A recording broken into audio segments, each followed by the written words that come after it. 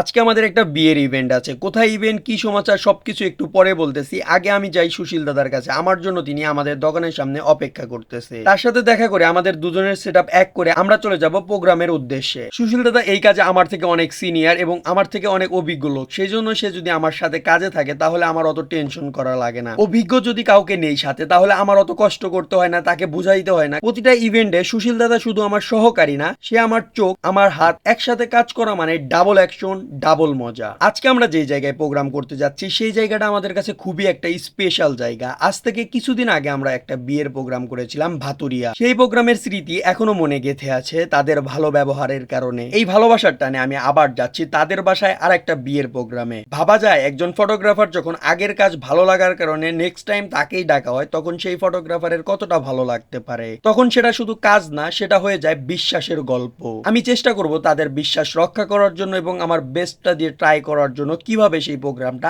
আরো ভালো করা যায়। পুরো রাস্তা জুড়ে আমি আর সুশীল দাদা গল্প করছিলাম এবং হাসি ঠাট্টা তো করছিলামই এবং প্ল্যানিং করছিলাম কিভাবে এইবার আরো ভালো কিছু করা যায়, কারণ তারা আমাদের উপর বিশ্বাস রেখে আমাদের দায়িত্ব দিয়েছে তাদের মুহূর্তগুলোকে ক্যাপচার করার জন্য। তো আমরাও চেষ্টা করব তাদের মুহূর্তগুলো সুন্দর করে ক্যাপচার করার জন্য। আর আপনাদের ভিতরে অনেকে জানতে চান আমরা আসলে কিভাবে সার্ভিসগুলো দিয়ে থাকি। তো আমাদের বিভিন্ন প্যাকেজ আছে। আপনি যদি আমাদের ফটোগ্রাফি প্যাকেজ সম্পর্কে জানতে চান অবশ্যই আমার সাথে যোগাযোগ করবেন। আমার সাথে যোগাযোগ করলে আমি প্যাকেজ সম্পর্কে ইন ডিটেলস আপনাকে বলে দেব, তখন আপনি সেইভাবে আমাদের কাছ থেকে সার্ভিসগুলো নিতে পারবেন। আর আজকের ভিডিওটি এই পর্যন্ত। আশা করি ভিডিওটি ভালো লাগছে। যদি ভিডিওটি ভালো লাগে অবশ্যই ভিডিওতে একটা লাইক করে দিও আর কমেন্ট করে জানিও তুমি কোন জায়গা থেকে ভিডিওটি দেখছো।